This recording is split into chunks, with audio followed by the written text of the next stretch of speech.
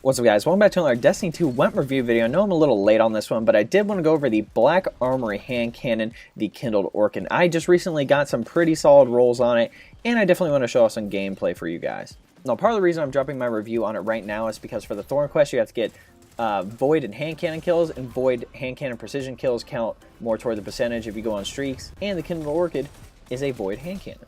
So I just want to keep that in mind. So on how to obtain this weapon, first you need the hand cannon frame, complete the various steps for it, and then go to the Go-Fan and Forge to, you can just complete it normally, or you can go to the Baguzzi Forge for the curated role. Now quickly just running through the perks on it, I want to go over my PvE one first. Again, adaptive frame, well-rounded grip, reliable, sturdy. I have arrow break head, and then corkscrew rifling. I'm pretty sure I went with corkscrew rifling for that increase to range. Also I have drop mag and flared magwell. To be honest, I don't want to waste the ammo in PvE, and flared magwell still gives you good reload speed, plus a little increase to stability. Outlaw, precision kills greatly decrease reload time. Then I have Rampage, kills of this weapon temporarily grant increased damage, stacks up to 3 times. I also have a minor spec mod attached and a range masterwork.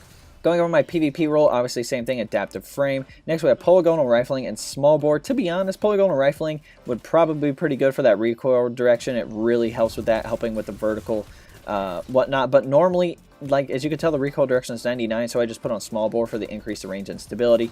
Next, I have drop mag and extended mag. Definitely want to drop mag on this thing, especially for being in PvP. Next, we have kill clip. That's part of the reason why. Reloading after a kill grants increased damage, get that proc faster, and disruption break. Breaking an enemy shield with this weapon makes them more vulnerable to kinetic damage for a brief time, which is pretty good considering you're going to be using a kinetic weapon, So we also have a target adjuster mod, so this weapon gets better target acquisition, and then we have a handling masterwork. So going over adaptive frame, this falls under the 140 RPM archetype, same as the Better Devils and the 10 Paces hand cannon, so it has a solid TTK and pretty even stats. Mod-wise, I use a minor spec mod for PvE to take out those lower tier adds, and a target adjuster mod to help with better target acquisition in PvP, especially at longer ranges. Maybe you want to go with the Rampage spec mod, that'd be cool. So, I mean, you have a few options with this thing. Going over useful masterwork, I would highly recommend either a range or stability masterwork for both PvE and PvP.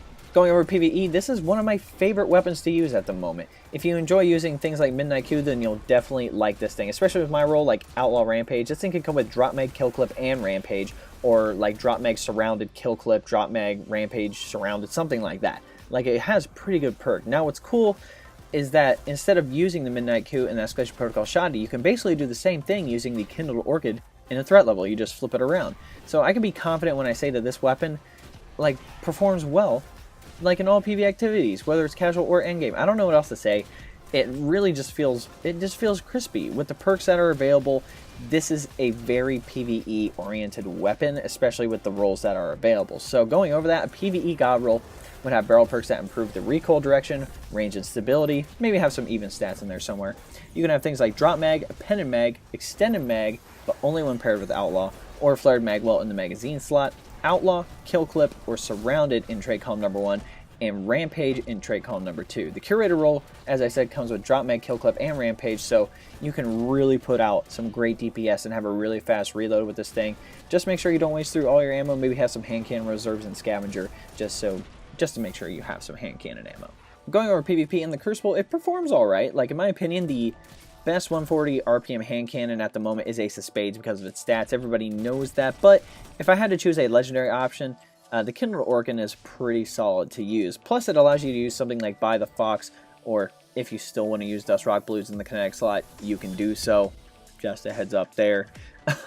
Now, my PvP role isn't crazy. It's not a crazy god roll, but when Kill Clip is activated, you can shred through enemy guardians very, very easily. With any hand cannon in D2, make sure to pace your shots to make sure you're hitting your shots consistently. We're having a real problem on console that the only usable hand cannons are the 180 round per minute hand cannons, and I hate that I can't use my Kindled Orchid as effectively as somebody who's using not even a Luna's Howl.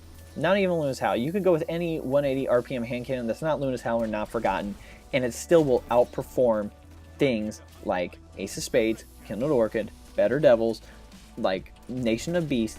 It'll still outperform all those guns just because it can hit consistently, and it doesn't have bloom. you know what, guys? If you want me to make a video about hand cannons and how Bungie could fix hand cannons, please tell me in the comment section below. I really want to know, because I really want to use other hand cannons in the Crucible, but there's no point if the only usable hand cannons are 180 round per minute. So getting back to the Kindled Orchid, a PvP god roll would have barrel perks that increase range and stability, accurized rounds, drop mag, tactical mag, or flared mag well in the magazine slot, kill clip or rangefinder in trait column number 1, and rapid hit or explosive payload in trait column number 2. Going over Gambit, it's pretty solid in Gambit. Like, again, it works very well to shred through those lower tier annoying ads, and it's a little lacking when it comes to, like, in the blocker and primeval department.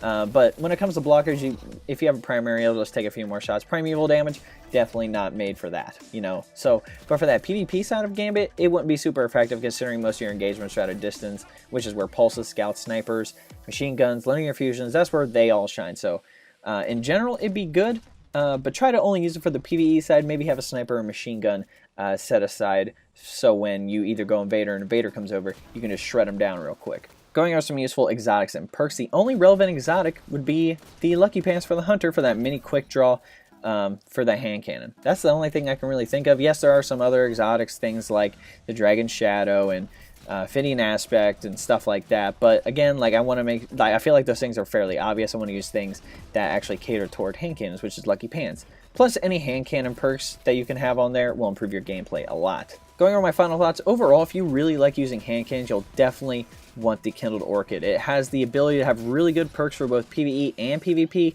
and the sight itself actually looks very, very cool. It feels very accurate. It's very crispy when it comes to PvE.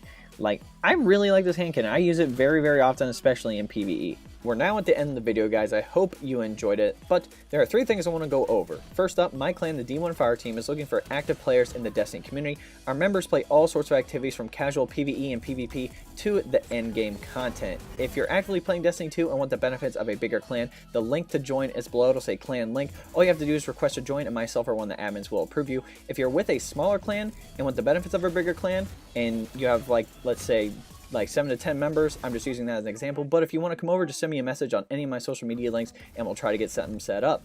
Number 2, if you want to know how to support me, there's a link below that says best way to support me. That'll take you to a 4-minute video. If you want to go check that out, that would be awesome. But if you don't want to do that, you can always like this video, subscribe to the channel, share this video, and all that good jazz if you want to do any of those things. Lastly, we have a link to the community Discord below. Just a heads up, we're looking for anyone with moderator experience to potentially run the Discord. I know for myself, I'm more of a player instead of a manager, so if you have some moderator experience, just send me a message and we'll try to get something set up. I know for myself, I'm on Xbox, but if you guys would like to talk or chat with me, Discord is going to be the best way to do those things. Alright guys, hope you enjoyed this video. We'll catch you next time.